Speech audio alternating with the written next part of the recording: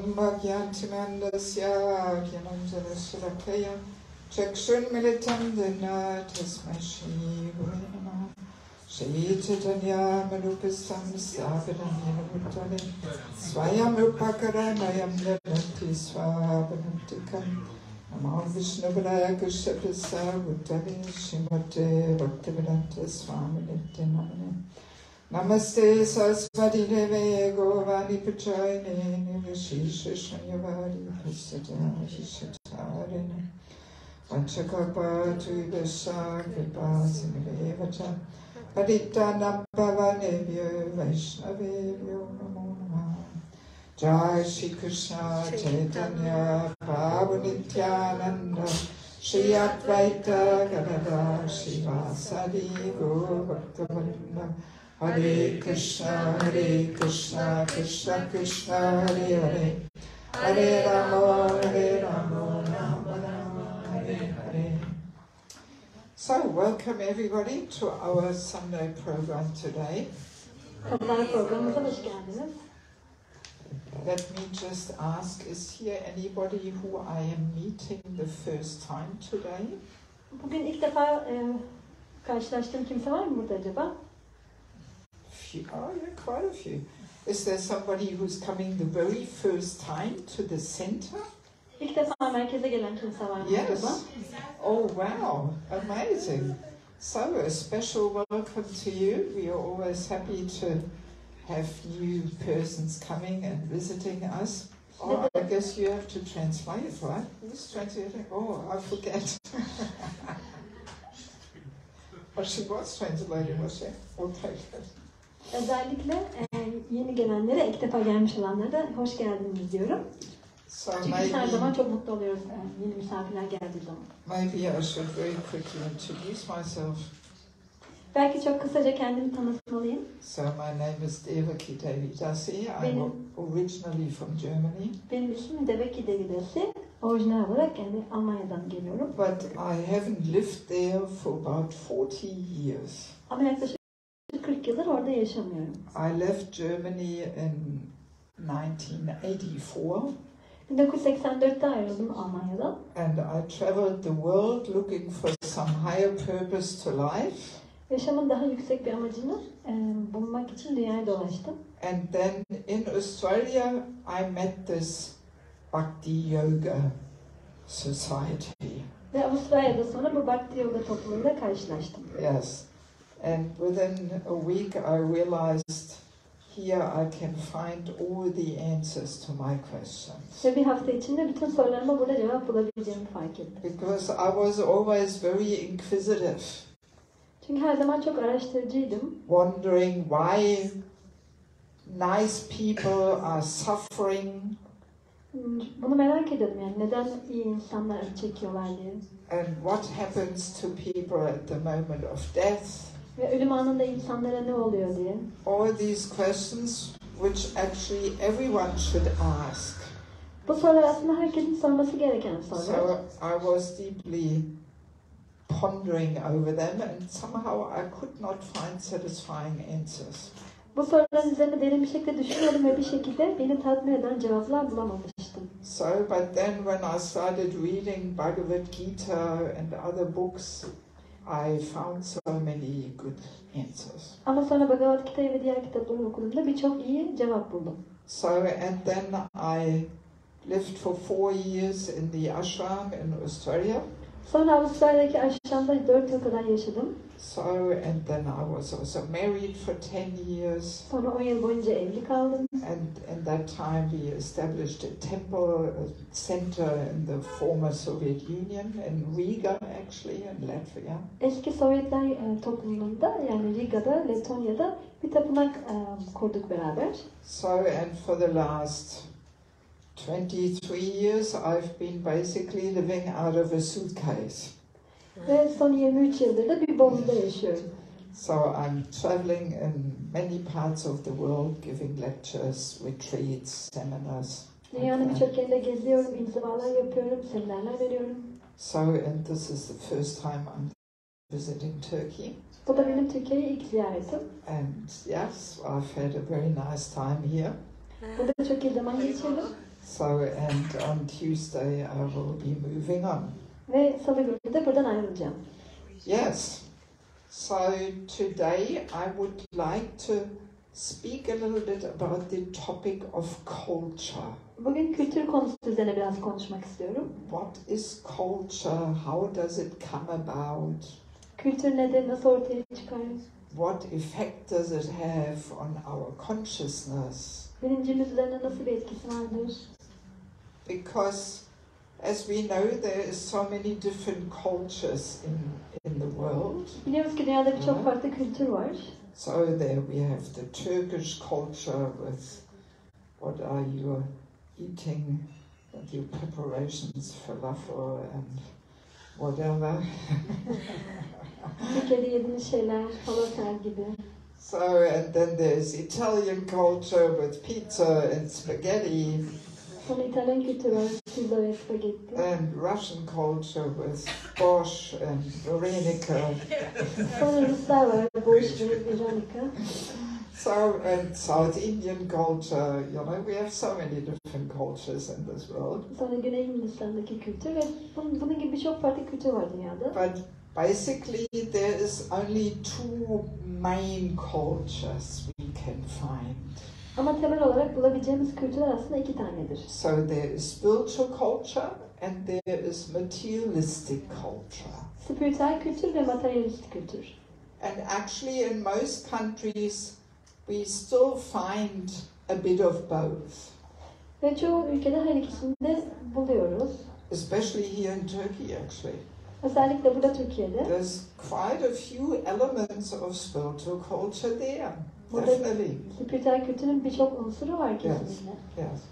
And we can say the higher the standard of life is, Ve diyebiliriz ki yaşam standartı ne kadar yükselirse the more materialistic people become. İnsanlar daha materyalist olmaya başlıyorlar. And the more it pushes spiritual culture aside, Ve gittikçe bu da spiritüel kültürü bir kenara itiyor. and the more it invites materialistic culture to set in. Ve daha çok materyalist bir kültürün gelip yerleşmesine davet ediyor. So because I'm traveling to a lot of different countries, to India, Bangladesh, and also, well, now Ukraine is not possible for me to go, but for many years I was going there also. Yani birçok yeri gezdiğim için Hindistan, Bangladeş ve Ukrayna'ya da gidiyordum. Şu anda mümkün değil ama birçok uzun yıllar boyunca gittim. But then also to countries like Germany, America, Scandinavia, so many different places. Ama Almanya'ya da gidiyorum, Amerika'ya ve İskandinav ülkelerine de. So, and on my travels I can very clearly observe how the standard of life is influencing the culture. Ve yolculuklarım sırasında yaşam standartını kültür nasıl etkilediğini gözlemleyebiliyorum. So basically let us understand how does culture come about. Şimdi kültürün nasıl oluştuğunu anlamaya çalışalım. So it comes by practically living a certain worldview, a certain ideology.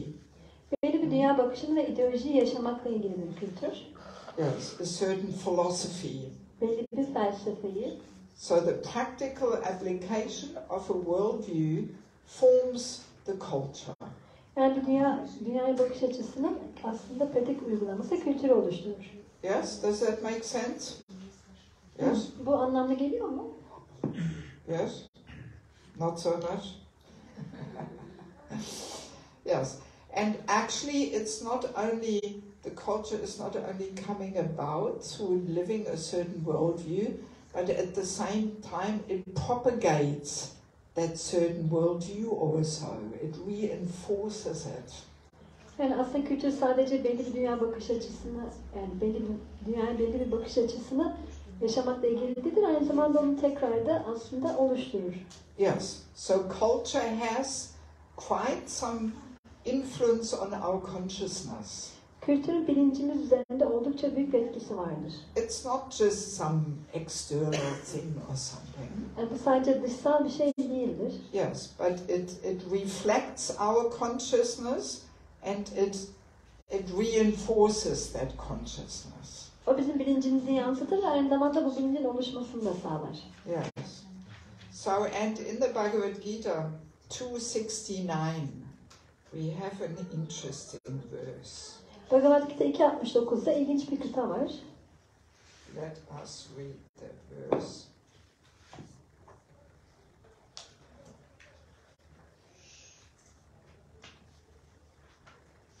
Maybe I just read through the Sanskrit ones. Nanisha sava buddhanam tasyanti jagata. Oh God, I can hardly read this. This is so small. I didn't bring my reading glasses. Tasyam jagati samyami. Yasyam jagati bhavani sanisha pashyato mune. So the translation is, what is night for all beings is the time of awakening for the self-controlled, and the time of awakening for all beings is night for the introspective sage. Çeviriyi okuyoruz.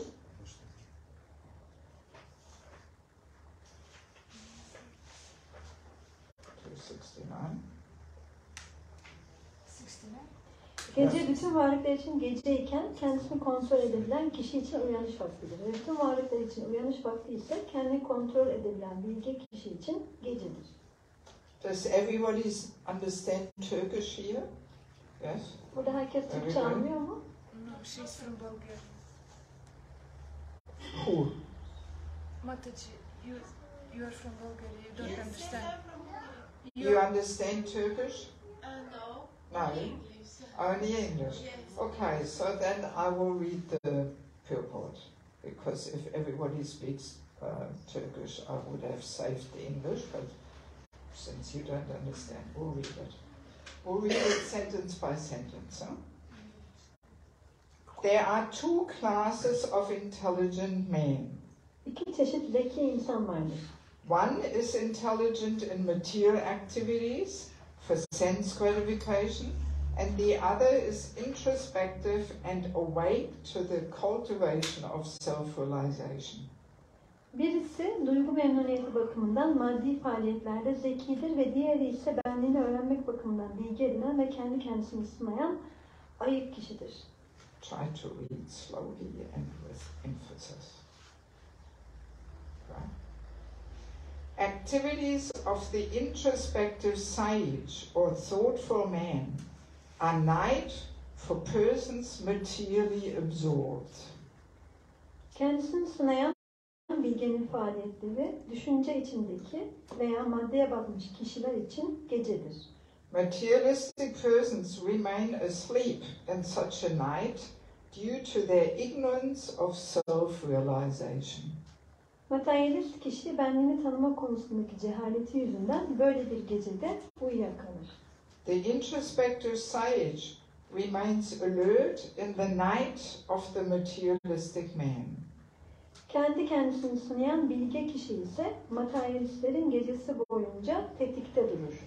The sage feels transcendental pleasure in the gradual advancement of spiritual culture, whereas the man in materialistic activities, being asleep to self-realization, dreams of varieties of sense pleasure, feeling sometimes happy and sometimes distressed.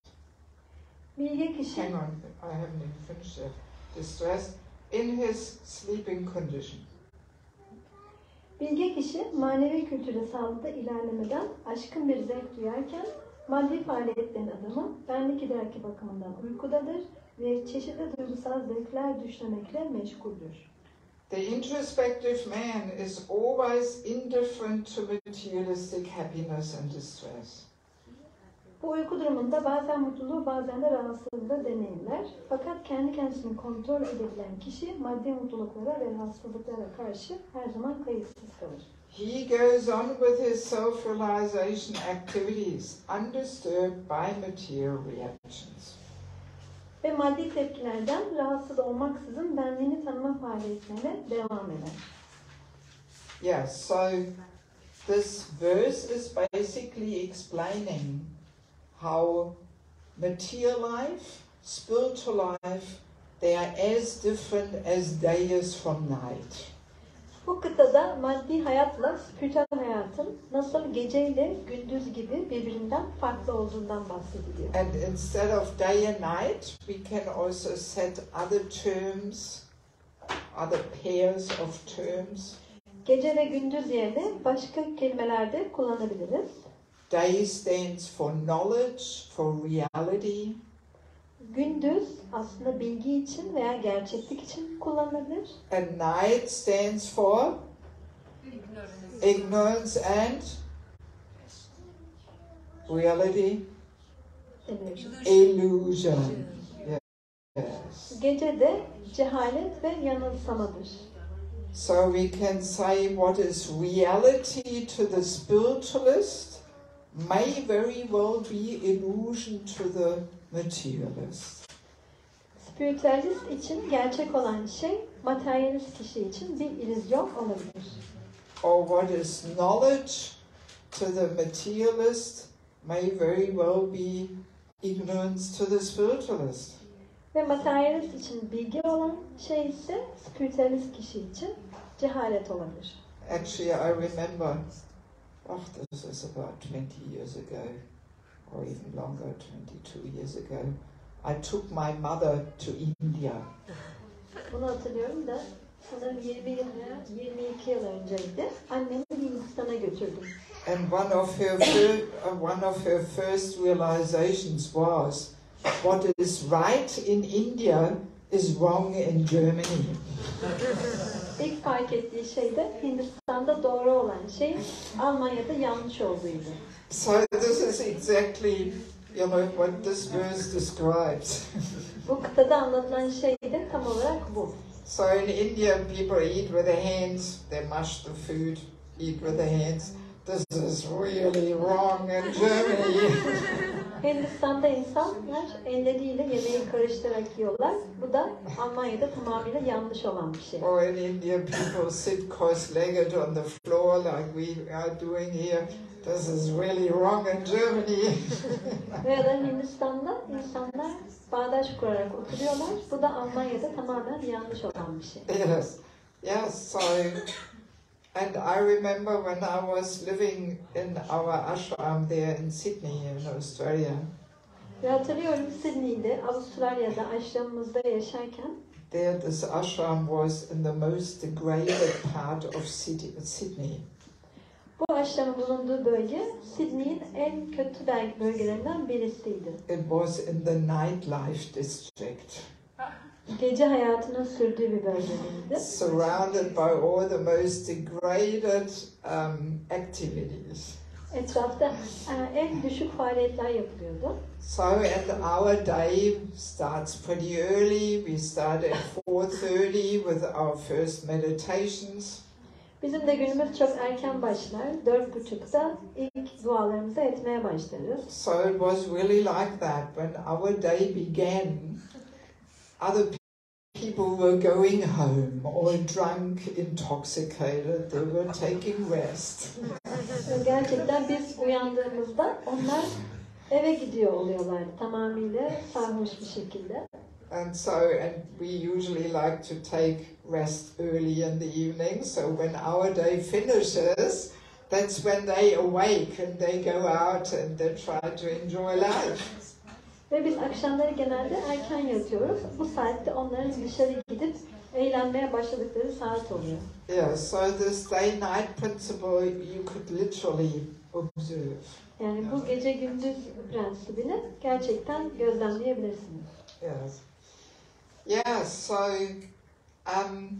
let us have a look at the underlying world views of these two cultures, of materialistic culture and of spiritual culture. What are the underlying world views? Bu iki farklı kültürün gerisindeki, yani spiritüel kültürün ve materyalist kültürün gerisindeki dünyaya bakış açıları nasıl? Buna bakalım. So what is the overall goal in life of a materialist? Bir materyalist için dünyadaki amaç nedir? Satisfying his own senses. Satisfying his own senses, enjoying life to the max, right? Duyularını, Yes. keyfini çıkarmak ve hayatın olabildiğince keyfini çıkarmak. So, and out of all kinds of sense gratification, which one is considered the topmost? Ve bu duyu tatmini yolları içerisinde hangisi en yüksek olarak kabul ediliyor? Sex life, yes. Seks yaşamı. That's the overall topmost kind of enjoyment in material life. Maddi yaşamdaki en yüksek zevk bu. Yes, that's what everybody is running after ultimately. Herkesin de peşinden koştuğu şey bu. Yes. And what other mottos are there of material life? Peki maddi yaşamın başka nasıl sloganları var? Well, money means sense gratification. Without money, you cannot really enjoy life very much. Para da aslında duyu tatminidir. Çünkü para olmadan pek But keyif alamaz. who do we think we are? Ama biz kim olduğumuzu düşünüyoruz. Well, yes, we are God, we think. Evet. You know? God doesn't exist. At least that's the attitude in the Western world. Maybe here in Turkey, people still have some concept of some higher control, but in the Western world, they don't. Yeah. Evet, Tanrı olduğunu düşünüyoruz. Çünkü Tanrı öldü deniyor. En azından Batı'da böyle yaklaşıyor. Belki Türkiye'de hala Tanrı'ya dair bir kavram devam ediyor olabilir. Yes, people have this understanding God is dead. Evet, insanların genel olarak anlayışı bu şekilde. Tanrı öldü diye düşünüyor. And I am God. I am the supreme enjoyer, controller. Everything belongs to me. Ve ben Tanrı'yım diye düşünüyorlar. Ben en yüce olan, kontrol eden kişiyim ve en yüce olan, zevk alan kişiyim. I am the center of the universe. Ben evrenin merkeziyim. Right? And what else do we identify as? Peki başka nasıl kimliklendiriyoruz kendimizi? You think we are the body? Yes, we think we are this body. Right? Evet, Yes. biz bu beden olduğumuzu düşünüyoruz. We fully identify with this body, not only with the gross body, but also with the subtle body of mind, intelligence, false ego. Evet, bu bedenle kendimizi özdeşleştiriyoruz. Sadece kaba bedenle değil, aynı zamanda zihin, zeka ve sahte egodan oluşan ince bedenle de. Yes, so material life and its culture is really increasing this bodily identification. Everything is centered around the body. Maddi yaşam ve onun kültürü gerçekten bu beden kavramını güçlendiriyor. Her şey onun etrafında dönüyor. And there's no understanding that actually the real me is the soul inside the body. Ve gerçekten insanlar böyle bir anlayışa sahip değiller. Gerçekten ben aslında ruhum, içerideki o ruhum diye düşünmüyorlar. There is no knowledge about the soul in material life. Maddi yaşamda ruhla ilgili bilgi yok. Actually, this is what this book is all about. It's actually the science of the soul. Bu kitapta bununla ilgili aslında ruhun bilimi. It's relevant for any person of any religion, really. Yeah. Her dinden herkes için aslında geçerli bu bilgi. Yes, even in Germany, a lot of great thinkers and philosophers who were Christian, they read Bhagavad Gita. Yeah. Almanya'da dahi büyük düşünürler ve filozoflar Hristiyan olmalarına rağmen Bhagavad Gita'yı okumuşlardır. So, and what else do we think in material life? Peki maddi yaşamda başka ne düşünüyoruz? We think that we have only this life. Exactly, very true. Sadece bu yaşama sahip We olmalıyız. think there is only one life. Evet, bu çok doğru. Gerçekten sadece tek bir yaşam var diye düşünüyorum. And at the moment of death, everything is finished. Ve ölüm anında da her şeyin bittiğini düşünüyorum. So, and that very naturally makes everybody believe, okay, let's enjoy it to the maximum because at death everything is finished. Bu da herkesi olabildiğince çok keyif almaya yöneltiyor. Çünkü ölüm anında her şeyin biteceğini düşünüyorlar. So there's no understanding of the fact that we may get certain reactions to our activities we perform. Yani yaptığımız faaliyetlerin bir karşılığı olacağına dair bir düşünce yok. And there's certainly no understanding of purifying duties. Tabii ki bizi arındıracak, saflaştıracak olan görevlerle ilgili de bir anlayış yok. That we have some duties to perform in life which purify us so that we can actually return to that realm where we really belong to, which is the spiritual world. Yani bu dünyada yaptığımız bazı faaliyetlerin bizi saflaştıracağına dair ve bizi gerçekten ait olduğumuz spiritüel yaşama geri götürebileceğine dair bir anlayış yok. Yeah, so these are the basic mottos and worldviews of material life and its culture. Maddi yaşamın ve kültürünün temel prensipleri ve bakış açısı bu şekilde. So now spiritual life and its culture, let's have a look at those mottos and worldviews. Şimdi spiritüel yaşama ve onun kültürüne bakalım. Onun sloganları neler? So all we have to do is take the opposite of what we discussed. Söylediğiniz şeylerin tam tersini alabiliriz bunu anlamak için. Because as it is said in this verse, what is day to the materialist is night to the introspective sage, to the spiritualist. Çünkü bu kıtada söylendiği gibi materyalist için gece, bilge kişi için ya da Yes. araştıran kişi için gündüzdür. So in spiritual life, what is the topmost goal? Okay, yes, very good. The understanding is there. I'm not this body, but I'm the soul inside this body. Ben bu beden değilim, bedendeki ruhum. Anlayış budur. Have you visited some of our centers in Bulgaria? Yes, many times. Oh, okay. Guess what? In 10 days I will visit there. Really? Yes, really. I just booked my flight today. Super. I'm here because of my work just for 1.5 weeks. Okay, okay. So I may see you again in Sofia. Okay. Yes, so we are not this body, we are the soul. Hmm? Biz bu beden değiliz, biz ruhuz. So actually spiritual culture is designed to minimize this bodily identification. Ve spiritüel kültür de bu bedensel kimliklendirmeyi azaltmak için tasarlanmış. Yes, it is designed to help us understand and deeply realize that we are not this gross body, and also we are not the subtle body of mind, intelligence and false ego. Bizim bunu derinlemesine anlayabilmemiz ve fark edebilmemiz için, yani bizim bu beden, kaba beden olmadığımızı ve aynı zamanda zihin, zeka ve sahte egodan oluşan ince bedende olmadığımızı anlamamız için tasarlanmıştır. So, and what do we do with this goal of the materialist, of enjoying the senses? What do we do with that?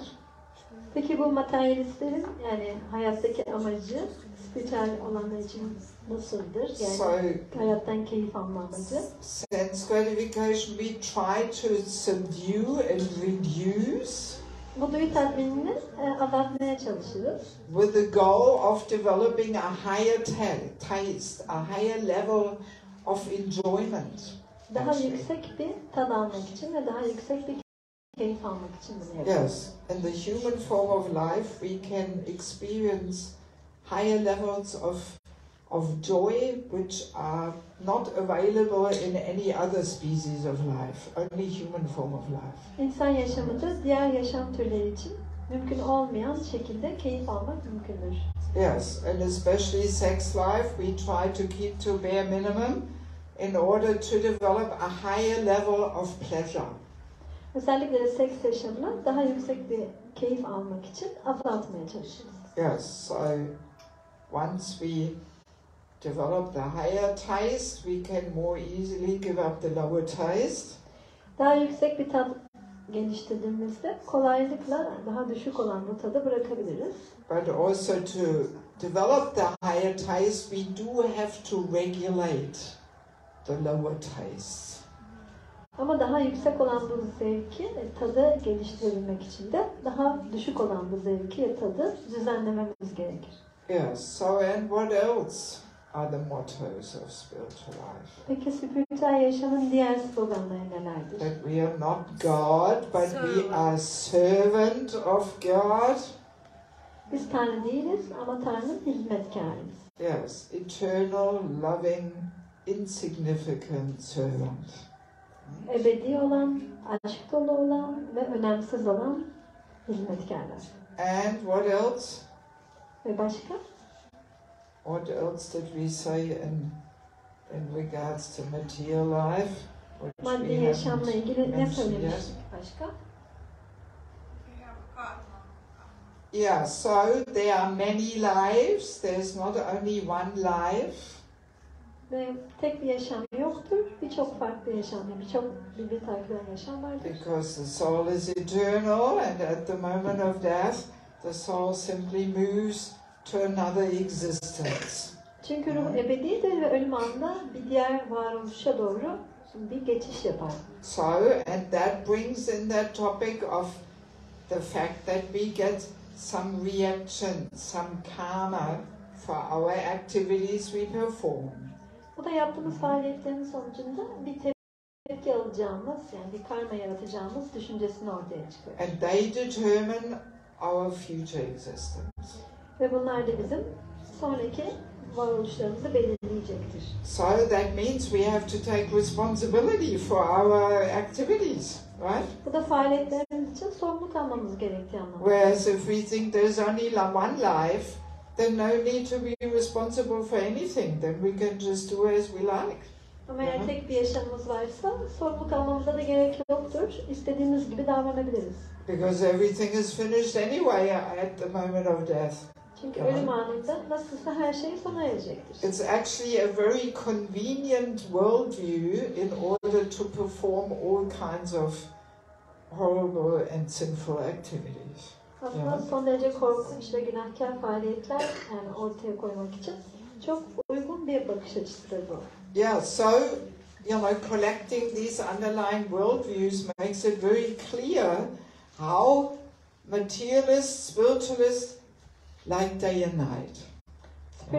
Spiritüalistlerle materyalistler nasıl gece ile gündüz olduğunu daha açık bir şekilde ortaya koyması açısından bu noktalar çok önemlidir. They actually live in very different realities. Aslında onlar çok farklı gerçeklikler içinde yaşarlar. Yes, very different. Çok farklıdır. So now, how does culture practically manifest in our daily life? Peki günlük hayatımızda kültür nasıl ortaya çıkar? What do you think? Ne düşünüyorsunuz? Culture in general, materialistic, spiritual, food. Food, yes, there is the eating culture, as I said, spaghetti, pizza, and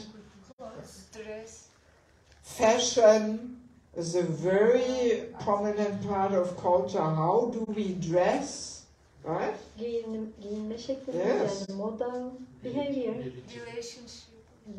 Behavior. Yes, how we relate, especially towards the elders, towards mothers, towards children, very, very different in these two cultures. Özellikle yaşlılara karşı, çocuklara karşı nasıl davranıyoruz? Bunlar çok farklı da bu iki kültürde. What did you say, Peter? You said something, but I couldn't hear it. You asked a question. Yes.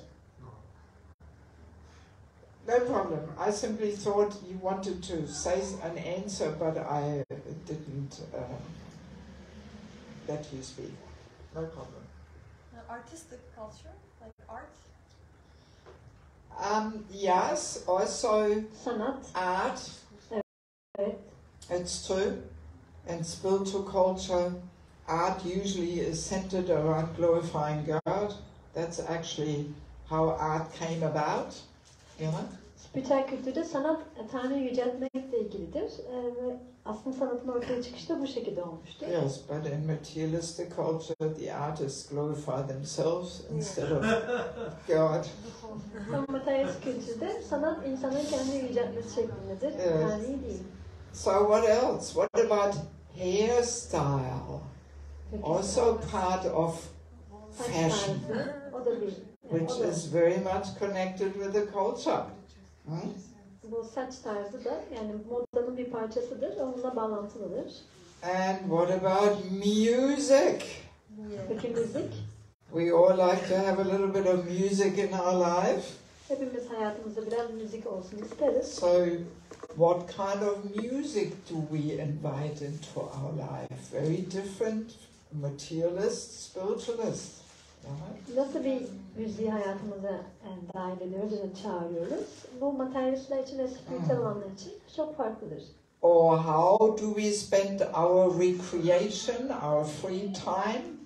Ve nasıl dinleniyoruz? Boş zamanımızı nasıl değerlendiriyoruz? Very different in material life and its culture and spiritual life and its culture. Very Maddi different. yaşam için ve onun kültürü için ve spiritüel yaşam ve onun kültürü için bu çok farklıdır. Yeah, so maybe we'll look at three aspects, which is fashion, hairstyle, and music. How they manifest in these two different cultures. Belki 3 boyutuna bakabiliriz bunların. Moda, saç tarzı ve müzik. Bu iki Because farklı kültürde they're nasıl all- ortaya çıkıyor? They're all pretty relevant and practical, you know, to us. Çünkü bunlar bizim için geçerli ve pratik olan şeyler. Actually, in material life and its culture, we can put everything under the three modes of nature: passion, ignorance, and goodness. Aslında maddi yaşamda her şeyi 3 tane maddi olan halinin sınıfına sokabiliriz. Bunlar da ihtiras, cehalet ve iyilik halidir. Yes, these three modes of nature, we call them, they actually determine practically everything in material life. Maddi olan bu 3 hali aslında maddi yaşamdaki her şeyi belirler pratik olarak. Yes, so let us have a look at fashion in the mode of ignorance. Şimdi cehalet halindeki modaya bakalım. What do you think? What does that look like? Nasıl görünüyor sizce bu? Torn, yes. Yırtık. Like you buy the new jeans and they're already torn, right? This is Yeni kind bir of kot in the mode of alırsınız ve ignorance. o yani daha aldığınızda yırtıktır. Or what else? Ignorance is always dirty, Her zaman right? kirlidir. Mode of ignorance is connected with dirt, black, Siyah. right? Yes.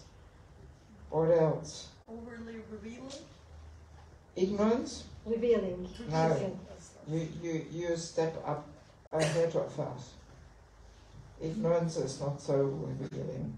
Ignorance is more torn, ripped, dirty, doesn't fit properly, you know?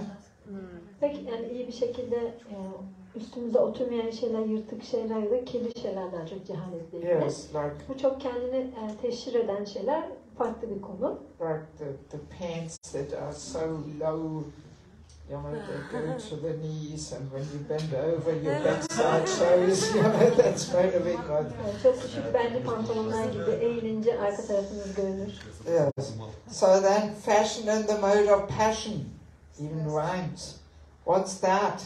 Peki ihtiras halindeki moda nasıldır? So now you can go. Overly revealing. Overly revealing, yeah. Aşırı derecede teşhirci olan. So passion is designed to attract the other gender. İhtiras daha çok karşı cinsi cezbetmeye yöneliktir. Yes, so all these clothes, especially for the ladies, that are very tight and low cut, see-through, revealing, you know. Yani çok böyle vücuda yapışan, çok içini gösteren şeyler, özellikle kadınların giydiği. Yes, Bunlar bu haldedir. yes, that's all the mode of passion. Bunlar hep For the men also somehow extravagant and cool and whatever. Erkekler için de bu geçerli olabilir. Çok cool şeyler, çok gösterişli şeyler. So, and what about fashion in the mode of goodness? Peki iyilik halindeki moda What's nasıldır? that look like? Bu nasıl görünür? Elegant. Huh? Elegant. Elegant can be also a mixture of passion. Elegant Ya. görünüm, ihtirasla da ilgili olabilir. Depends. Clean. Huh? Clean. Yeah, first of all, clean. Her şeyden önce temiz olmak. And huh? Gösterişsiz. Decent. Yeah, simply the body nicely covered. You know, nothing revealing and calling for attention. Vücudu hoş bir şekilde örter, çok fazla dikkat çekmez. Like in the Western countries, we have this fashion called Laura Ashley. You have Laura Ashley here in Istanbul. No. Yeah, you know Laura Ashley? Because of custom. Oh. Yeah, so Laura Ashley is, you know, the style people were wearing 100 years ago with little frilly things on the blouses here and all buttoned up and long skirts and, you know, that's little floral designs. That's Laura Ashley. Yani batıda Laura Ashley tarzı deniyor buna. Böyle 100 yıl önce insanların giydiği şeyler gibi. Çok böyle fırfırlı, işte kolları olan uzun etekler, uzun bluzlar.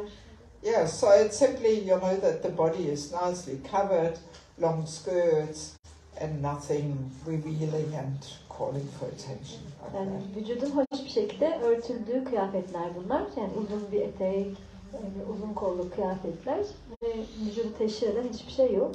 So now transcendental fashion, spiritual fashion, what's that? Peki transandantal moda nedir? Yani spiritüel moda nedir? What Dhoti sari, yes. Let's be a little broader. It's any fashion that reminds us of God. Bu bize Tanrı'yı hatırlatan modadır aslında. So, Christianity, the nuns, they also have their head covered, the back covered, long, you know, they have their nun's uniform. Rahibeler de Hristiyanlıkta belli bir kıyafet giyerler, onlar başlarını örterler, arkaları yine kapalıdır. And also in Islam, you know, the burqa covered, everything. When you see somebody dressed like that, you immediately think of religion, you think of God, you know. Burka da benzer şekilde İslamiyet'te böyle bir kişi gördüğünüzde hemen aklınıza Tanrı gelir. Yes, so it's not that we have the only spiritual fashion. Tek spiritüel modaya sahip olan biz değiliz. Yes, well, let's be a little broader, you know. Biraz So daha geniş düşünebiliriz. let's have a look at hairstyle. Saç tarzına bakın. Hairstyle in the mode of ignorance. Cehalet halindeki saç tarzı. Do you have this in Turkey too? Yes. Türkiye'de de bu var mı? The punk hairstyle. Yes. Or standing up there with sugar water. Şekerlisiyle böyle yapıştırılmış. Or, you know, hair colored in pink, purple, green, violet, crazy colors. Pembe, yeşil, portakal, mor. Yes, rasta. Yes, Rastafarians, yes. Yes, so that's all falls into the mode of ignorance. Bunların hepsi cehalet haline geliyor. Again, dirty and messy, like that. Dağınık olan veya kirli olan bir saç olabilir. So then hairstyle in the mode of passion, what's that? So, ihtiras halindeki saç tarzı nasıl olabilir? Yeah, all kinds of amazing creations there that people are doing. Men also these days, you know. Yes. İnsanların yaptığı her türlü değişik saç tarzı olabilir. Erkekler için de geçerli günümüzde bu. Also, we do count open hair to that as well. That's Açık also saçı a da biz mode of passion. buna dahil ediyoruz. Saçın açık bırakılması da ihtiras haline geliyor. Because hair is a very sensual thing. Yeah, the two ladies are smiling. I hope you don't mind me saying this. No problem. Yes, because hair is a very sensual and attractive thing. Men are very attracted by hair. Right? Çünkü saç çok cezbedici bir şey, çok çekici bir şey, yani çok duyuları etkileyen bir şey. And we women often spend a lot of time and money at the hairdresser. Right? Ve biz kuaförde çok para harcıyoruz, çok zaman harcıyoruz. I remember during pandemic it was one of the biggest calamities in Germany that people couldn't go to the hairdresser, you know. Pandemi sırasında Almanya'daki en büyük felaketlerden birisi insanların kuaföre gidememeleridir. Yeah, so it's the hairstyles are very prominent part of the whole fashion. Yeah. Yani modanın aslında çok önemli bir parçasını oluşturuyor saç tarzı. Yes. So now what is the hairstyle in the mode of goodness? Peki iyilik halindeki saç tarzı nasıl? Shaved, clean, Nikaki. Temiz. No hairstyle. Now hang on, goodness. We are only in goodness. What's the hairstyle for the women in mode of goodness? Kadınlar için clean, Not open, exactly. The hair put together. That's mode of goodness. toplanmış saç iyilik halinde oluyor. Either plaited or in a bun or whatever, just put together. Bir şekilde toplanmış olan bir saç. And for the Örülmüş man, olabilir, topuz olabilir. what's it for the man? Erkekler için de not long, short. Yeah, simply short, nothing fancy, Yes. just very simple short cut. That's it. yani çok kısa kesilmiş, basit bir saç tarzı. Yes. So now, spiritual fashion, hairstyle Spiritüel for the women. moda What's nedir? the transcendental hairstyle for the women? In all religions, covered. Yes, to cover the head. Yeah. Başı örtmek bütün dinlerde bu geçerlidir. So you find this in Islam, you find this in Christianity, you find this in Hinduism, everywhere, in all spiritual cultures you find this. İslamiyet'te, Hristiyanlıkta, Hinduizm'de her yerde buluyoruz. Yes, I grew up in a village in South Germany, so in my childhood, all the women had their head covered. Yes, of course. Ben Güney Almanya'da büyüdüm ve benim çocukluğumda bütün kadınların başı örtülüydü orada. So that's only 60 years ago, not that long, you know. Yes. 60 yıl önce. Yes. All the ladies had their headscarves either knotted here, under the chin, or in the back. Yes. Bütün kadınların bir eşarbı vardı ya, yani çenenin altından bağlıyorlardı ya da arkadan bağlıyorlardı. Yes. And the men also were wearing hats. Ve erkekler de şapka takıyorlardı. They had their hat for working in the field, and then their hat for the Sunday to go to church, and for all different occasions, different hat. Yani tarlada çalışırken kullandıkları başka bir şapka vardı. Pazarları, kiliseye giderken giydikleri başka bir şapka vardı. Yani farklı olaylar için kullandıkları şapkaları vardı erkeklerin. So, and of course, as materialism sets in, all these things are pushed aside, and everybody's, having their fancy hairstyles and all that. Materyalizm gittikçe, yani etkisini göstermeye başladıkça bütün bunlar kenara itildi ve herkes çok gösterişli saç tarzlarına yöneldi. Yes. So let's quickly look at music. Music in the mode of ignorance. What does that sound like? Müziğe bakalım, yani cehalet halindeki müzik nasıl oluyor? Rap, maybe rap. Do you have techno Yes. Of course. I mean, now they even have it in India. In Nagpur, there's oh my God. It's only noise and rhythm. There's no melody, Tekno gibi, yani tamamen gürültü ve ritim var ama melodi bile yok. Yes, so that's definitely music in the mode of ignorance. Bu kesinlikle cehalet halindeki bir müzik. So, and music in the mode of goodness? Passion. Passion, sorry. İhtiras halindeki müzik. Yes, all kinds of love songs. I love you, you love me. I cannot live without you. Her türlü aşk şarkısı. Seni seviyorum, sen beni seviyorsun, sensiz yaşayamam. Rock music. Rock. Yes, yes. And also jazz Caz is da. also a mode of passion. O da ihtiras halinde. And in India we have the Bollywood. Hindistan'da da Bollywood müzikleri var. So, and what about music in the mode of goodness? Peki erdem halinde müzik, Classical music, yes. klasik müzik. Yes. And also every country has its style of classical music, you know. Her ülkenin kendi klasik müziği de oluyor. Turkey, you also probably have some kind of classical music, yes? Musiki. Yes, in India you have the sitar and tabla. Yes, flute. And in Germany they listen a lot to Beethoven and Mozart and all these guys. You know them here in Turkey too, of course? Yes.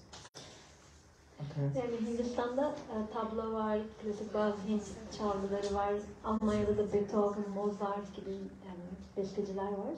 Yes. So, and transcendental music? Transcendental müzik. Any music glorifying God. Tanrı yücelten herhangi bir müzik. So every religion has their music glorifying God, yes. Her dinde Yes. Tanrı yücelten bir müzik vardır. So I grew up in a Christian setting, and as a teenager I was singing in a church choir. You know? Ben de Hristiyan bir toplulukta büyüdüm ve çocukken de korodaydım. So, and it's definitely a spiritual experience when you sing in a big, beautiful church. All the words are glorifying God, you know? Bu kesinlikle spiritüel bir tecrübe yani. Büyük bir kilisede Tanrı'yı yücelten şarkılar söyleyen bir koroda bulunmak. So, and we have bhajans, kirtan, singing the Maha Mantra for those who don't know. That is glorifying the Lord. Var, kirtanlarımız var. Yani bilmeyenler için Maha Mantra'yı orada görebilirsiniz. But Bunlar da Tanrı'yı yüceltiyor. also Islam, you have also the namaz prayers. I actually like to hear them. Yes. Namaz duaları var İslam'da. Ben onları duymaktan hoşlanıyorum. I preach a lot in Bangladesh, and there also, it's a Muslim country, so there's also the prayers going through the whole city, and yeah, I like it. Bangladeş'te de Müslüman bir ülke olduğu için devamlı namaz duyulabiliyor ve ben de orada çok bulunduğum için bunu duymaktan hep mutluluk duyuyorum. Yes, actually just the other day I was writing to one Mataji, oh I'm in Turkey, and she said, oh yes, I remember the nice namaz prayers in Mayapur, you hear them too, you know, so she was also commenting that she liked it. You know. Geçen bir Mataji ile konuşuyordum, ona da Türkiye'deyim dedim, o da evet ben o güzel namaz seslerini hatırlıyorum çünkü Mayapur'da da duyabiliyorsunuz. Yes, it is definitely reminding everybody of God. Kesinlikle herkese Tanrı'yı hatırlatıyor.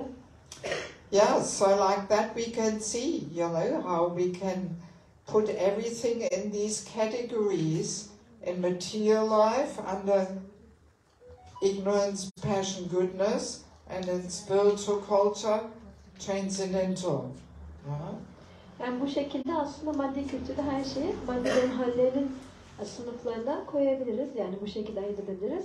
Spiritüel kültür içinde transandantal olma niteliğine sahip şeyler olarak ayırabiliriz. Yes, and especially if we want to practice spiritual life, it's good to clearly understand that it is helpful if we invite aspects of spiritual culture in our life.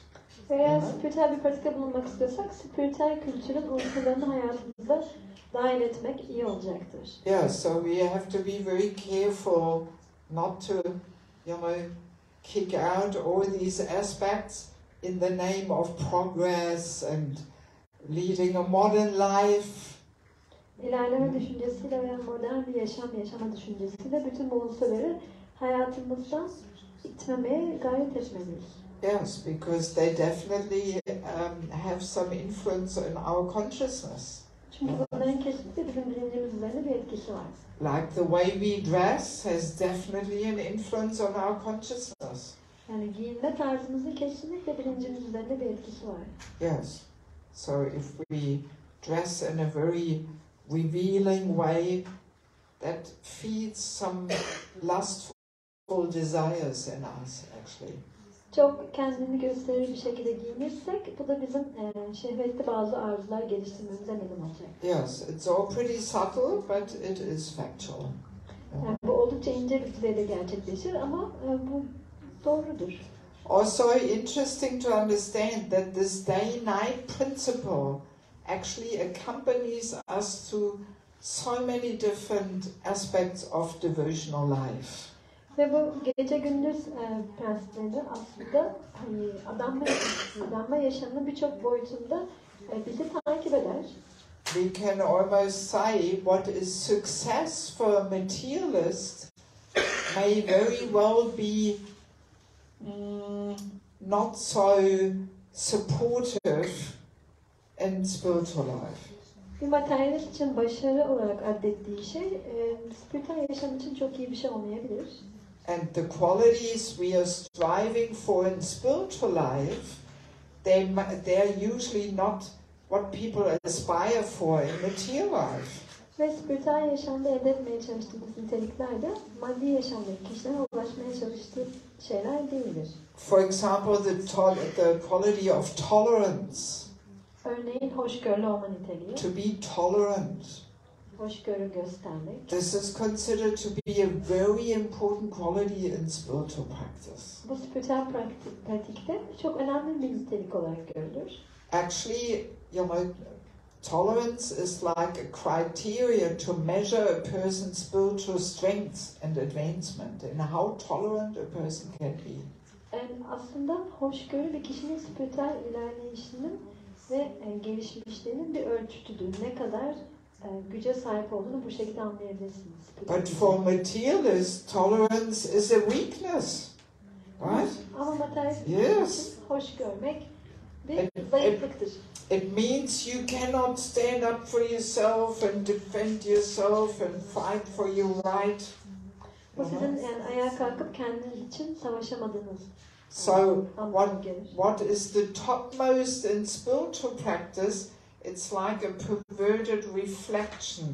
Like in the water, the topmost becomes the lowest. Ve spiritüel yaşamda en yüksek olarak görülen değer aynı bir suda ağacın tepesinden yansıyıp en aşağıda görünmesi gibi tam en aşağıda görünür. Yes. Or even the qualities for a woman to be chaste, chastity, shyness.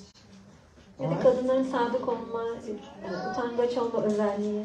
Yes, in spiritual life and its culture, they are very valuable qualities for a woman. Spiritüel kültürde bunlar bir kadın için çok önemli değerlerdir. But a materialist would think, you are a loser. Ama bir materyalist senin başarısız olduğunu düşünüyor. Yes.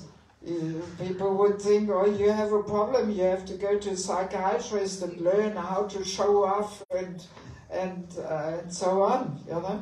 Bir materyalist senin psikiyatriste gitmen gerektiğini ve kendini nasıl ortaya çıkaracağını öğrenmen gerektiğini düşünür. Or even our understanding of mothers. Ya da annelere bakış açımız. In spiritual life, mothers are the topmost personalities. Spiritüel yaşamda anneler en yüksek kişiliklerdir. After God comes the mother. Tanrı'dan sonra anneler gelir. Is that understanding in Islam also there? Yes. İslamiyet'te de bu anlayış var mı? That mothers are very honored and respected personalities. Anneler çok onurlandırılan, çok yüceltilen ve çok saygı duyulan kişiliklerdir. Yes, because they plant the seed of religious life in the child's heart. Çünkü çocuğun kalbine dini yaşamın tohumlarını ekerler. And they create the whole spiritual and religious atmosphere in the home. Ve evdeki spiritüel ve dindar atmosferi oluştururlar. Yeah, so in spiritual life they're very honored and respected personalities. Spiritüel yaşamda onlar çok saygı duyulan ve çok yüceltilen kişiliklerdir. There is a saying in Islam, the heaven is under the feet of mothers. Okay. İslamiyet'te cennet anneden ayakları altındadır. That's amazing. Bu inanç. Just see? Görüyorsunuz değil mi? So, but for a materialist, what's the position of mother and for a materialist? She's nothing. You know, it's a pitiful condition. What, you're only mother and housewife? Is that all you're doing? Ama bir materyalist için bu çok aşağılanan bir şeydir. Yani sen sadece ev kadını ve sadece anne misin? Ne kadar yazık derler. Yes, the mothers are looked down upon. Oh, she can't enjoy life. She's at home like the slave. You know? Yes. Yani o hayattan keyif alamıyor, hep evde diye düşünürler. Yes. Or our attitude towards elderly people. Ya da bizim daha yaşlı olan kişilere karşı tavrımız. In spiritual culture, the elders are very respected and honored. Spiritüel kültürde yaşlılara çok saygı gösterilir ve çok yüceltilir. They embody life experience and wisdom. Onlar yani bir hayat tecrübesine sahiptirler ve bilgeliğe sahiptirler. Yes, they pass down their life experience and their realizations. Ve bu hayat tecrübelerini ve farkındalıklarını aktarırlar. But in material life, where are the old people standing?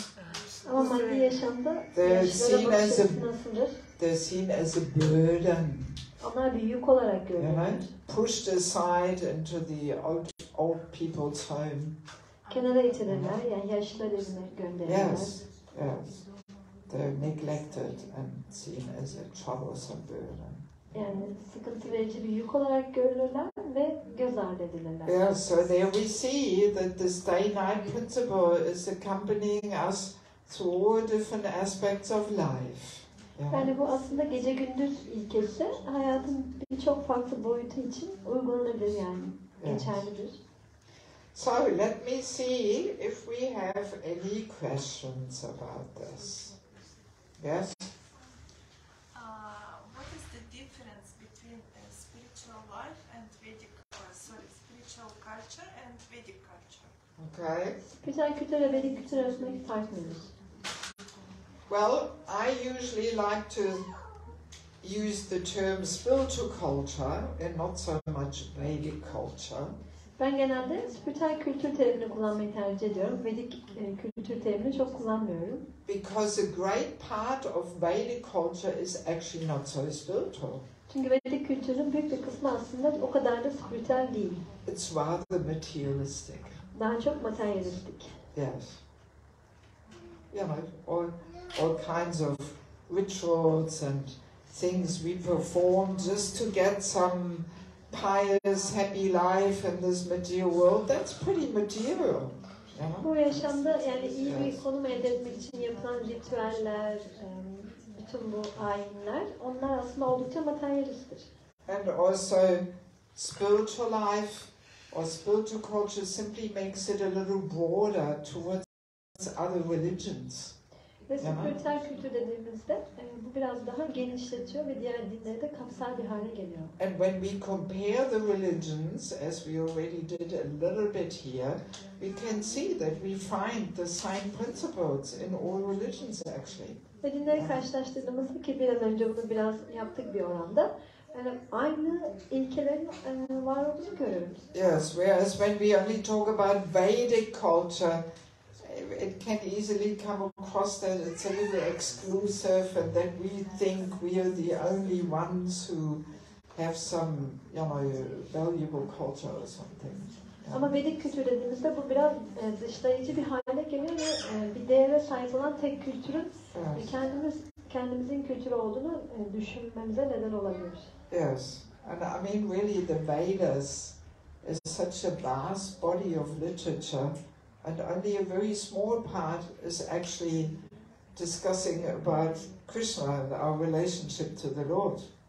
Vedalar çok geniş bir literatürdür ve onun içerisinde çok küçük bir kısımda Krishna ile olan ilişkimizden bahsedilir. Yes, so that's why I prefer to use the term spiritual culture. O yüzden ben spiritüel kültür terimini kullanmayı tercih ediyorum. Do we have any other question? Yes? На практике идея реинкарнации очень трудно принимается материальным умом. Materialistic people very difficult accept this reincarnation. Когда доказываешь человеку на простых примерах второй главы Бхагавад-гиты, что он не тело, а душа. When you try to explain to people according second chapter of Bhagavad Gita that you are not this body, you are soul. Что есть идея того, что душа вечная, тело временное, и ты будешь менять эти тела. That soul is eternal and body is temporary, so you will change the body. И будешь, соответственно, нести ответственность за то, что ты совершил. And you will get reaction for all you did. То даже приняв эту идею, материалист оставляет лазейку. Even accepting this philosophy, materialist people still they have some room, space for another thing. Оставляет открытую дверь для себя. What, they can accept it or they can't accept it? Они принимают, но он говорит, это же я не знал, что я же не буду в следующей жизни знать, что это я был в прошлой жизни. They accept, but They say some part, we don't know. yeah. Nobody knows. They say in next life I will not remember my previous life, so each my life will be unique for me because I don't. Okay. Поэтому я могу в этой делать в жизни все, что хочу. That's why I can do whatever. Ведь в следующей жизни я не пойму, что реакции пришли именно мне за прошлое дело. Because I will not understand that now I'm living because of my reaction for my previous activity. Я буду в другом теле. I will be in another body. И никакой связи с прошлой жизнью у меня не останется. And there is no any connection with previous body. Can you translate? There's a question? Well, Comment? No. I guess I will comment on it. Okay. But it was just a comment, yes? I didn't get the answer. Yeah, kind of. Yeah. Yani materyalist kişilerin genelde reenkarnasyona inanması güç oluyor ve reenkarnasyon fikriyle ilgili olarak Bhagavad Gita'nın 2. bölümündeki sen bu beden değilsin, sen ruhsun diye bir kişiye söylediğinde buna inanması güç oluyor ve bir yandan da bu farklı yaşamlardaki aldıkları bedenlerin birbiriyle ilişkili olduğunu düşünmedikleri için insanlar bu yaşamda ne yaparsam bu yaşam için geçerli, bir sonraki yaşam için bu geçerli değil diye düşünüyorlar. O yüzden de yine de sorumsuz davranabiliyorlar ve bir yaşamda yaptıkları yani isyan edebilirler vesaire diğer yaşamda bunun önceki yaşamlarında yaptıklarının bir sonucu olarak oluştuğunu o yaşamın anlamıyorlar. So I dare say for people who want to keep themselves in ignorance, they can very happily do this. Yani kendini cehalet halinde tutmak isteyen kişiler bunu yapabilirler. And it is a very convenient way just to engage in sinful activities. That's a fact.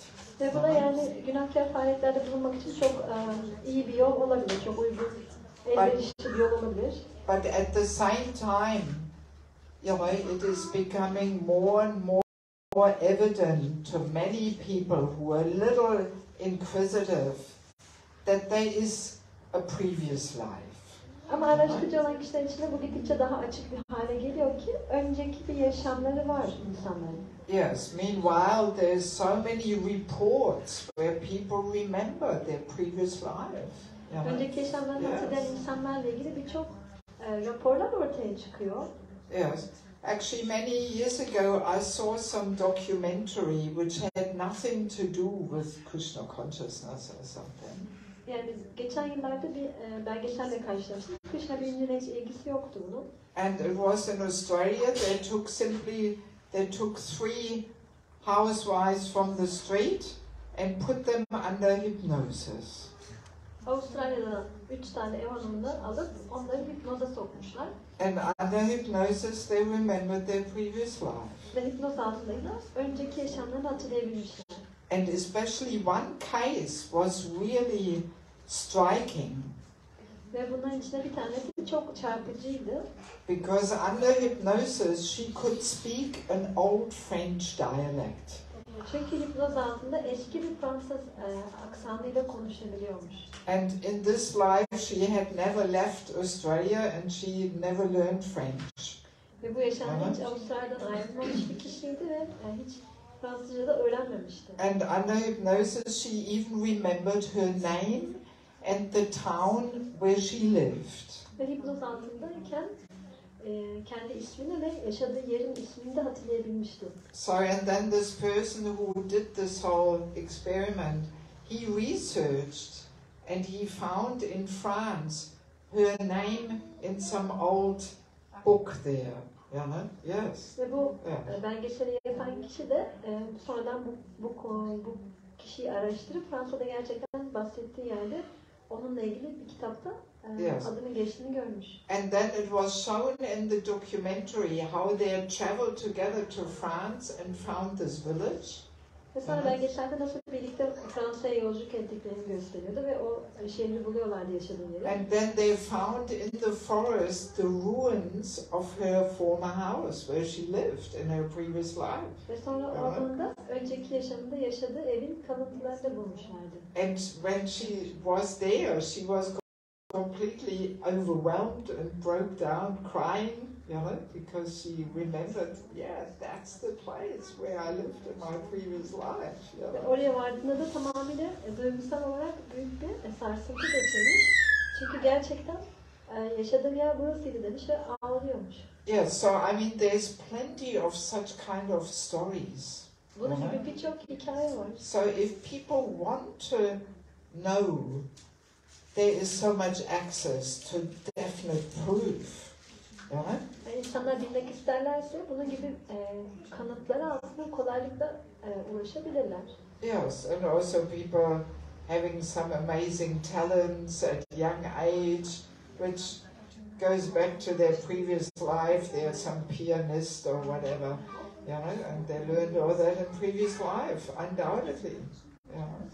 Çocuklarında çok iyi bir şekilde piyano çalabilen veya bu tür yeteneklere sahip olan kişiler de tabii ki bunu önceki yaşamlarında öğrenmiş olmalılar.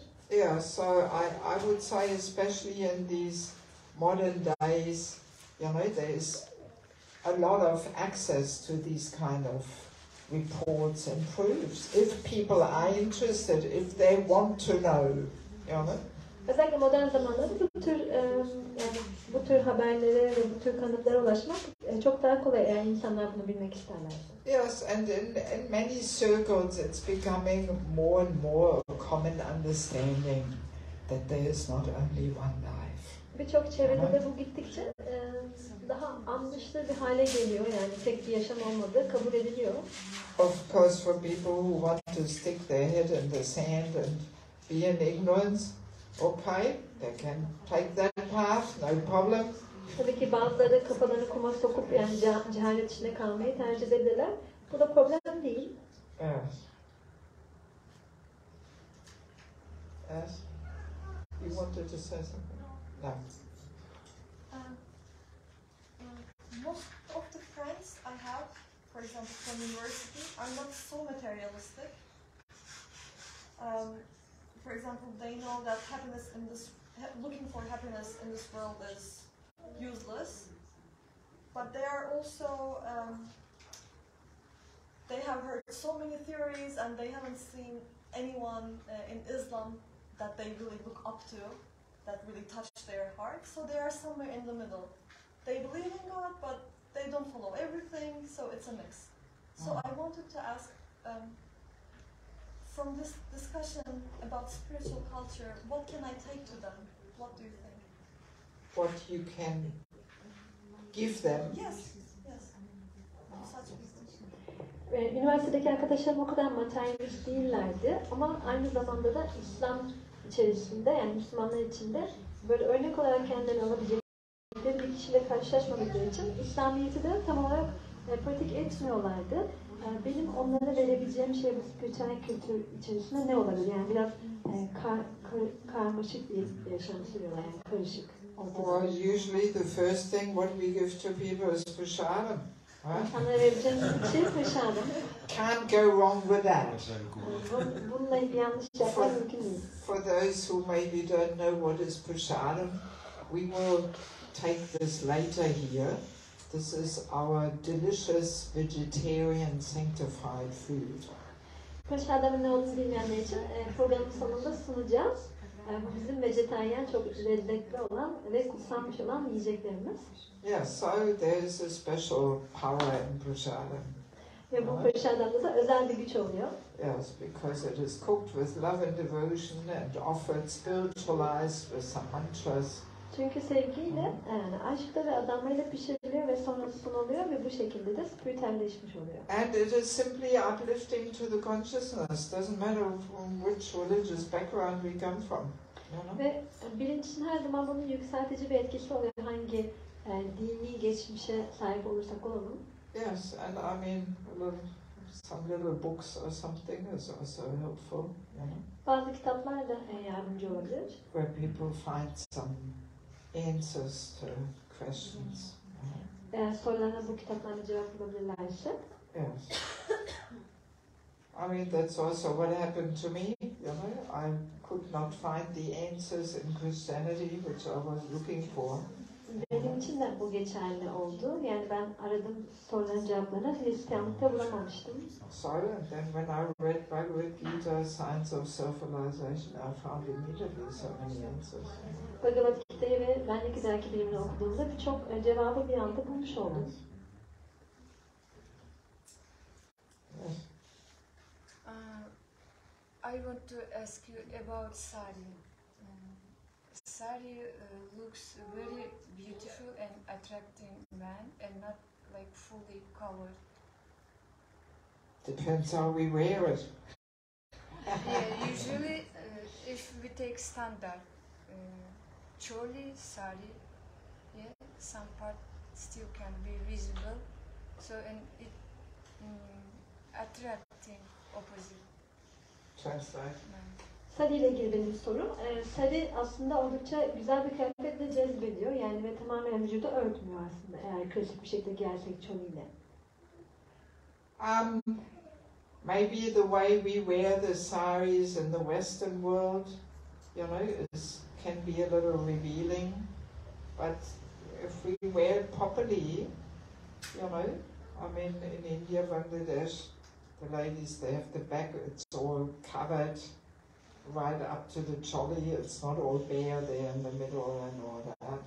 So if we wear it properly, then it is, the body is pretty well covered. Yani batıdaki sari giyme şekline baktığımızda bu oldukça açık bir tarzda olabiliyor ama Bangladeş'te yani kadınların giyme tarzı oldukça kapalı ve vücudu da örttüğünü, tamamıyla örttüğünü söyleyebiliriz. And yes, saris are beautiful, you know? Yes. Ve sayılar da güzel. But it's a different kind of beauty. Ama bu farklı bir güzellik. This was also one of the first realizations when I took my mother to India. Yani ben annemi Hindistan'a götürdüğümde onun farkındalıklarından biri de, ilk farkındalıklarından birisi de bu olmuştu. She was saying, here the women have a different beauty. Kadınların farklı bir güzelliği var demişti. It's not such a provocative and heating beauty and agitating beauty like in Germany, but here, different beauty. You know, that was her first realization. Provoke edici, yani insanın ısısını arttırıcı ya da agite edici bir güzellik değil. Almanya'daki kadınların güzelliği gibi ama buradaki kadınların farklı bir güzelliği var demişti. Yes, so definitely there are two kinds of beauty, you know. Tabii ki iki farklı türde bir güzellik var. There's materialistic beauty, there's spiritual beauty. Materyalistik olan bir güzellik var, bir de So, spiritüel olan bir güzellik and var. the materialistic beauty feeds the fever of lusty desires.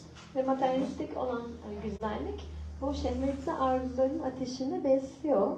And spiritual beauty is very cooling to the mind and it's uplifting, Spiritüel güzellik ise çok yani zihni sakinleştiriyor ve yükseltiyor bilinci. It is a different kind of beauty.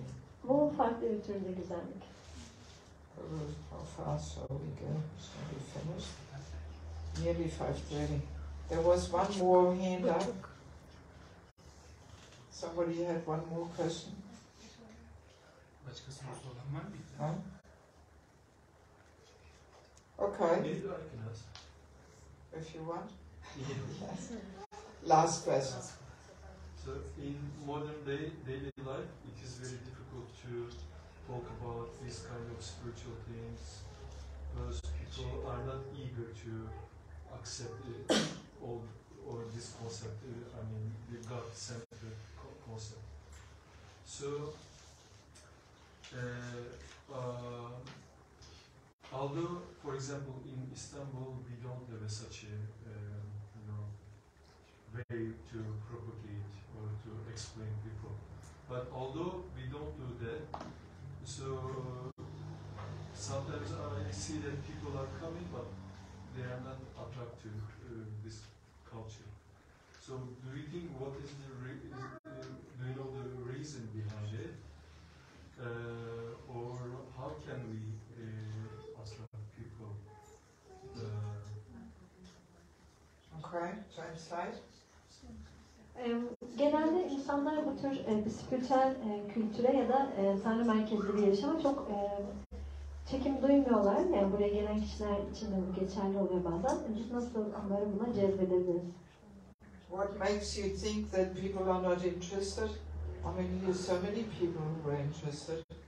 Neden insanlar ilgi duymadığını düşünüyorsun? Burada ilgi duyan birçok kişi var. Last Sunday we had even more people here who were very interested. Geçen pazar daha da çok kişi vardı burada, çok ilgili olan. So I find Turkey a very fertile ground for this, for this path, to bring this path to people. Yani ben Türkiye'nin çok verimli olduğunu düşünüyorum bu açıdan. Yani bu yolu insanlara vermek için. Yes, because you do have so many elements of the culture still here, preserved, Çünkü kültürün birçok unsuru burada korunmuş durumda hala. Yes. You should see the preaching in Western countries, in Germany, There it is difficult to bring people to any kind of interest in religiosity or spirituality. Almanya'daki yani bu tür faaliyetleri görmeniz lazım. Orada insanlara dindarlığa getirmeye çalışmak çok zor bir şey. And I mean, we can preach in indirect ways, just talking to people about death, what happens at the moment of death, and higher purpose of life, and what is true happiness. Daha dolaylı şeyler hakkında konuşabiliriz insanlarla. Ölüm anında ne oluyor, yaşamın daha yüksek bir amacı var mı? Bunlar hakkında konuşabiliriz. Yes.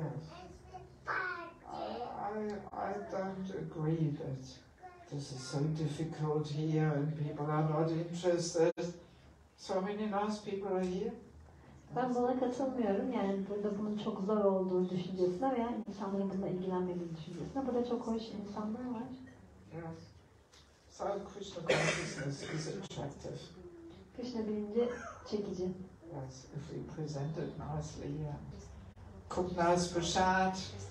Eğer bunu güzel bir şekilde sunarsak, güzel prasadamlar hazırlarsak. Kirtan is so attractive.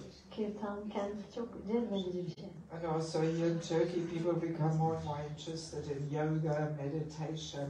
Türkiye'de insanlar gittikçe yoga ve meditasyonla da daha çok ilgilenmeye başladılar. Yes, mantra meditation. Mantra meditasyon. Popular thing. Bu popüler bir şey haline geldi. So just keep on going. Sadece devam edin. And the main thing in preaching is also the personal relationships. Ve bu bilinci insanlara verirken en önemli şeylerden bir tanesi kişisel ilişkiler. If we reach out to people in a personal way and develop trusting relationships, that is very attractive to people. Eğer biz kişisel ilişkiler geliştirirsek ve güven duygusunu sağlayabilirsek bu da çok çekici olacaktır. Yeah. All right. Well, maybe I say a few quick words about these books I published, because today is your last chance to get them. Belki bu yayınlamış olduğum kitaplarla ilgili birkaç şey söyleyebilirim. Bugün çünkü bu kitapları almak için son şansınız. Spiritual Culture, Krishna's Divine System. Krishna'nın ilahi sistemi, Krishna. Actually, the topic we talked about today is like the introductory topic to this book. Aslında bu kitaba bir giriş niteliğinde gibiydi bugün yaptığımız konuşma. And the main topic of this book is the powerful Shakti we women endowed with. Ve bu kitabın konusu da biz kadınların sahip olduğu güçlü Shakti. That we women play a very important role within human society. Biz kadınlar insan toplumunda çok önemli bir rol oynuyoruz. And if this role is neglected and misunderstood, then very easily human society goes down to degradation. Ve eğer bu rol yanlış anlaşılırsa veya göz ardı edilirse insan toplumu da çok kolaylıkla düşebilir. Yes, and it's also very helpful for the man-woman relationship because it shows how we women have a certain nature and qualities and men have certain nature and qualities and how they're meant to complement each other. Ve kadın erkek ilişkileri açısından da faydalı olabilir. Çünkü biz kadınların doğasını ve nasıl niteliklere sahip olduğunu, erkeklerin de doğasını ve nasıl niteliklere sahip olduğunu açıklıyoruz. And sheltering relationships, this is all about the importance of having a counselor. Bu sığınma veren ilişkilerde bir danışmana sahip olmanın önemiyle ilgili. That just having a guru, not enough guidance. Sadece bir guruya sahip olmak yeterli değildir. We need somebody on a more regular basis who guides us and helps us to balance our spiritual life. Bizim daha günlük yaşamımızda spiritüel yaşamımızı dengelememize yardımcı olacak ve bize rehberlik edecek bir kişinin sığınmasına ihtiyacımız var. If we don't have that, very easily we remain in our comfort zone and we become stagnant. Ve buna sahip olmazsak çok kolaylıkla konfor alanımızda kalabilir ve ilerleyemeyebiliriz. And then we have the false ego, our constant companion and troublemaker. Ve sonra sahte ego kitabımız var. Bizim her zaman yanımızda olan eşlikçimiz ve sıkıntı veren Title speaks for itself. Aslında başlık konuyu anlatıyor.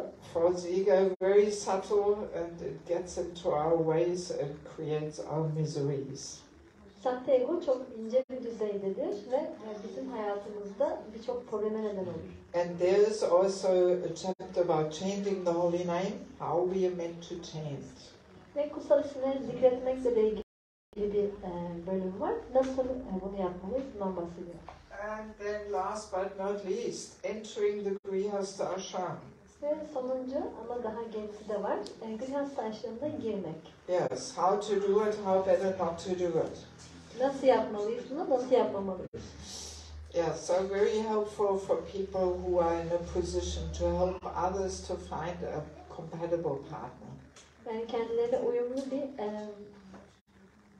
eş bulma pozisyonunda, yani başkalarına onlarla uyumlu bir eş bulma pozisyonunda olan kişiler için çok faydalı olacak.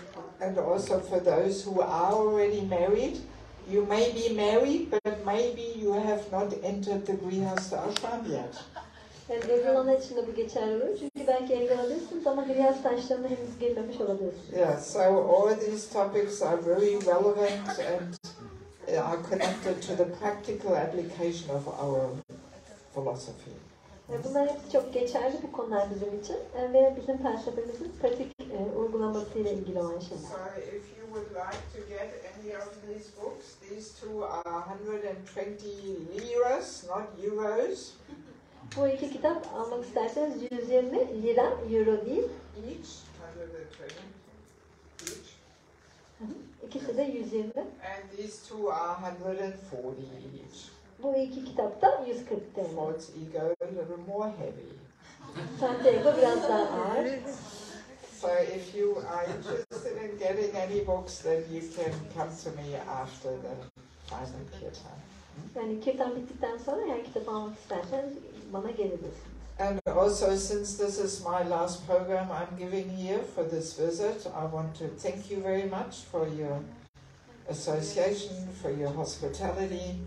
Ve buradaki son programım olduğu için size de ayrıca teşekkür etmek istiyorum misafirperverliğiniz için. I very much enjoyed my time being in your company, and I hope I will get a chance to visit again in the future. Sizin birlikteliğinizde olmaktan çok mutluluk duydum ve ileride de tekrar gelmeyi arzuluyorum. Okay, thank you very much. Srila Prabhupada ki jai, Swami Bhaktivinoda ki jai, Gauranga Yoga ki jai, Gaura Premanand.